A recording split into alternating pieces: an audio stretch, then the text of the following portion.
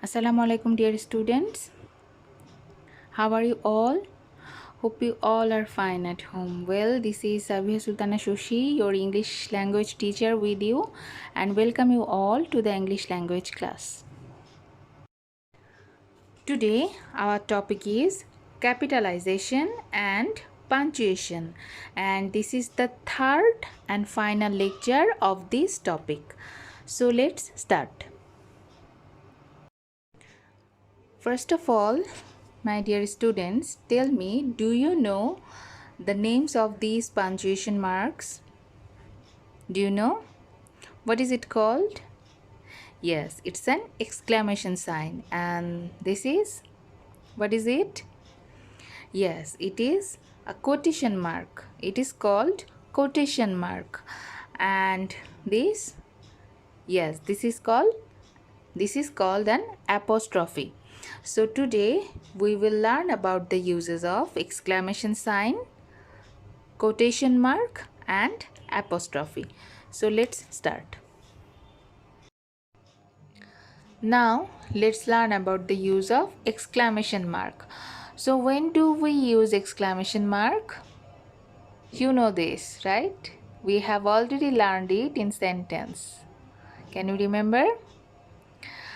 Well, we use an exclamation sign or exclamation mark in exclamatory sentence. And what is exclamatory sentence? When a sentence expresses strong emotion like joy, wonder, anger, or sorrow, then it is called an exclamatory sentence. And we use exclamation sign after ending the sentence. Okay, look at the examples. What a nice bird. It is an expression of wonder, and that is why we use an exclamation sign here. Number 2, hooray, it's time to play. Here we use exclamation sign two times. Okay, when there are words like hooray, alas, well done, great, then we have to use an exclamation sign after this word as well as after ending the sentence. Okay, and number 3, well done. So this is also an expression of joy or wonder, and that is why we use an exclamation sign here also. So that is all about the use of exclamation sign. Clear? Okay. Now the use of quotation mark. This is the quotation mark. We use quotation mark to enclose direct speech. What is direct speech? Direct speech is the actual words spoken by someone. Direct speech is the actual words spoken by someone. Look at the example. Orna said, I love to play. Here, I love to play are the words spoken by Orna, right? And that is why we use quotation mark here. And this is a statement, right? And that is why we use a full stop here. And after full stop, we enclose the sentence with an quotation mark. Number 2, she asked, how are you? How are you are the words spoken by she, and that is why we use a quotation mark here also.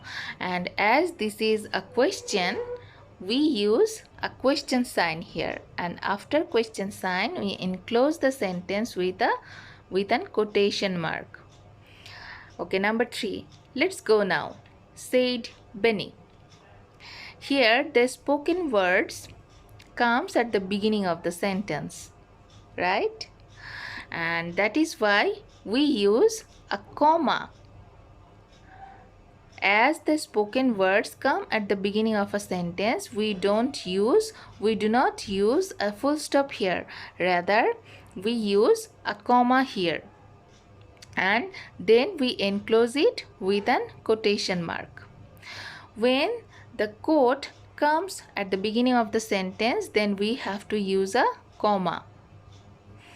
But if the sentence is exclamatory sentence like this, or if the sentence is uh, interrogative sentence, then we have to use question mark or exclamation mark rather using the comma, like this.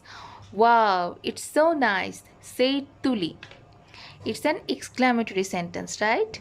And that is why we use an exclamation sign here rather using the comma. And then we enclose the sentence with an quotation mark. Clear? Okay, so that is all about quotation mark. Now the use of apostrophe. We use apostrophe to indicate where letters have been omitted or simply to shorten words. For example, I'll go there. Here, I'll means I will, but we shorten the word using an apostrophe. And I will becomes I'll. I'll go there.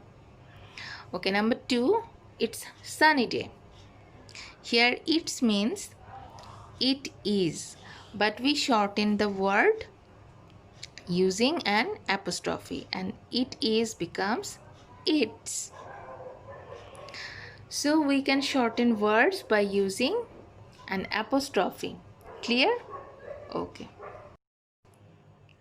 We also use apostrophe to indicate or to show possession. For example, this is my father's car. I am going to my friend's house. All these examples showing possession, and that is why we use apostrophe s here and here. Okay, number 3. This is the girl's room. This is the girl's room. Look at the word very carefully. We just use an apostrophe here, but we don't use any apostrophe s here. Why?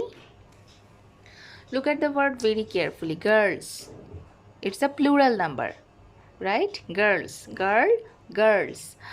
So, if any plural number contains a s, then we don't have to use any apostrophe s. Rather, we will just use an apostrophe if the plural number contains a s.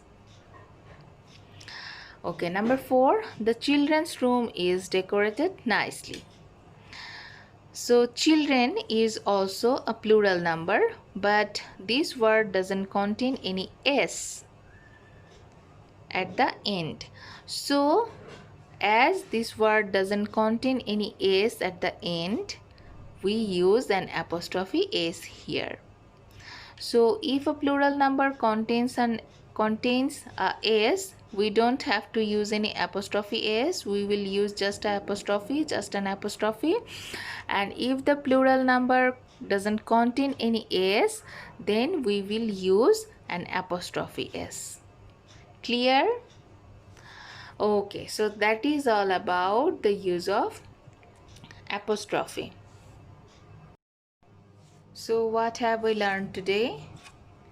Today we have learned about the use of exclamation mark, the use of quotation mark, and also the uses of apostrophe. So that is all for today, and thank you all for staying with me, and see you in the next class. Till then, stay safe and stay well. Thank you.